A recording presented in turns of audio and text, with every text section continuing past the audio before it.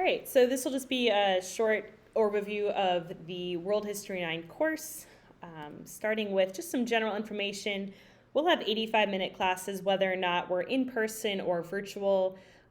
When we're on the virtual weeks, I'll try to break up class a little bit so it's not one tedious long class.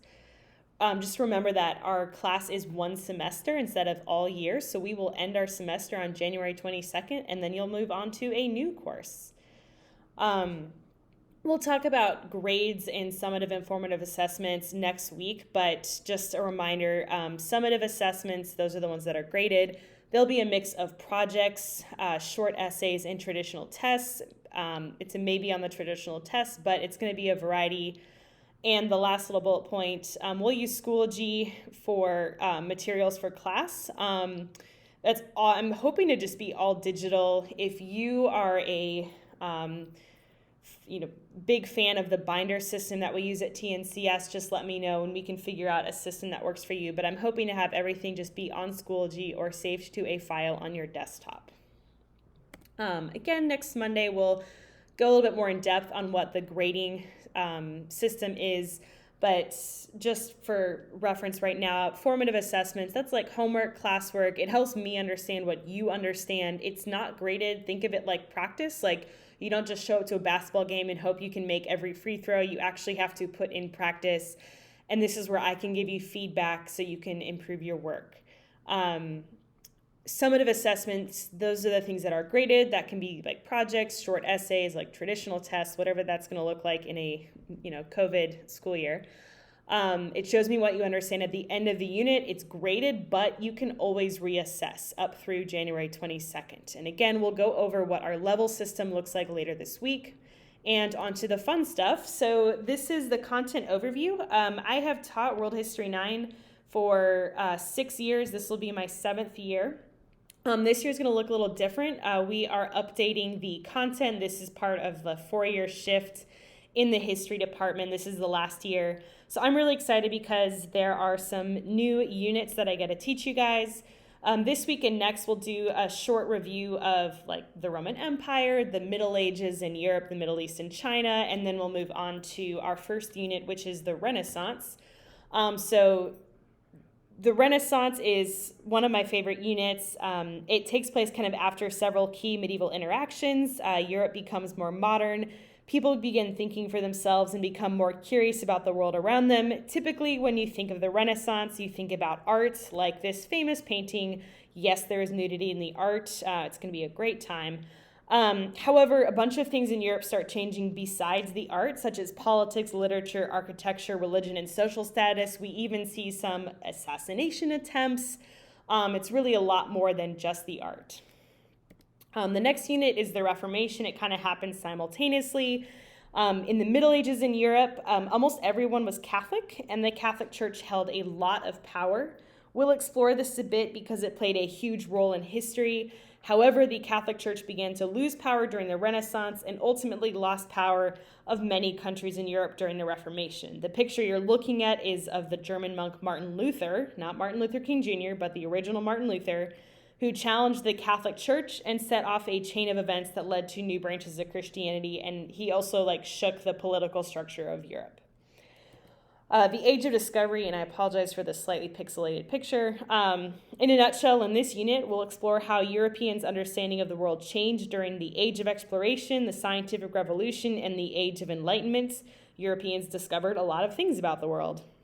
We'll examine the positive and negative consequences of the Age of Exploration, learn about major discoveries during the Scientific Revolution, like this crazy idea that everything in the solar system revolves around the sun. And then we're going to connect ideas of the Enlightenment with our own style of government. So you've probably heard of sayings like, everyone deserves the right to life, liberty, and the pursuit of happiness. Those ideas are rooted in the Age of Enlightenment. If you think of history like a chain of dominoes, like not the pizza place, but like the little physical little blocks, then the Age of Enlightenment is the domino before the Age of Revolutions. The radical ideas of the Enlightenment gave way to a series of sometimes violent revolutions around the world. I'm hoping to do a mini lesson on the American Revolution before moving on to the French Revolution, the Haitian Revolution, which is in this picture, and the Bolivian Revolution in South America. And again, these could be very, very violent, lots of beheadings as seen in this picture. This is where the guillotine comes into play in France. Very fun times. I am aware that the Age of Empires is a game, but that is not what we are focusing on in this unit. I'm hoping to combine this unit with our research project objectives, so you'll be able to research an empire of your choosing. The major empires that rose and fell between the 1500s and 1800s range from prominent European countries expanding their territory like Britain and Spain, to the formidable Ottoman Empire of the Middle East, to the complex Mughal Empire of India. So again, I'm hoping to give you some choice here and let you explore empires and also knock your research project out of the way.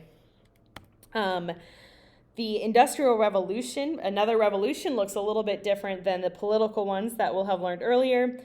This was led by Great Britain, and it completely transformed how work was done. Great Britain's economy steadily improved, and the Industrial Revolution spread throughout Europe and the Northern Hemisphere. We'll examine both the positive and negative impacts of the Industrial Revolution, including how it changed society, the economy, the environment, business, and agriculture. And last but not least of our content units, causes and consequences of World War I, not World War II. So our last content unit, we're going to have a brief look at World War I. Probably not going to focus so much on the battles, I'm sorry. What we're going to look more at is the lasting impacts it had on the 20th century. We are still feeling the effects of World War I today. Russia went from having a czar with absolute power and authority to a communist revolution to a totalitarian dictator, all within a few decades. The aftermath of the war helped give rise to some of the world's most famous dictators, including Hitler, Mussolini, Tojo, and Stalin. How were they able to take power? How did these dictators then help lead to the Second World War, World War II? So again, we're going to focus more on the causes and consequences, not so much the battles.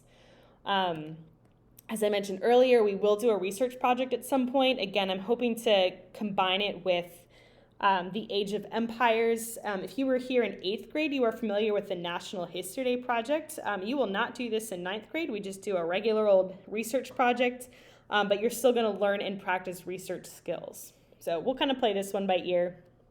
And then last but not least, this is a presidential election year. The history department is still figuring out what our school-wide election will look like. Obviously, it's going to have to be a little bit different with COVID and virtual learning, but we will spend a little bit of time looking at things like the electoral process, presidential campaigns, and the candidates, but we'll know more about that closer to November.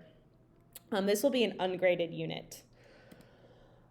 So there should be some questions on Schoology below. Feel free to explore the options for recording your answers. You are welcome to type, you're welcome to record audio, record a video, play around, because I'd like to see kind of what possibilities we have in Schoology.